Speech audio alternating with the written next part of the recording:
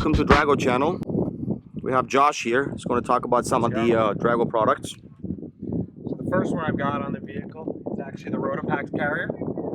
It's really solid, bolts to the existing tire carrier over here.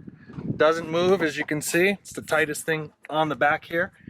Actually will hold a 2-gallon or a 3-gallon Rotopax. I have a 3-gallon here, and will fit up to a 37-inch mud terrain tire.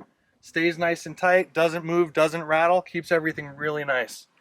A quick question for you. The bracket that's sitting on the tire carrier, is that a stock or? This is actually the Mopar tire carrier. It comes with a lot of Jeeps. So it'll bolt right in there. You have the existing 3 bolts, holds everything in.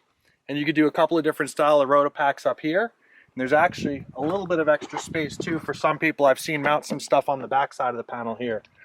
But it stays nice and solid, super tight, no wasted space.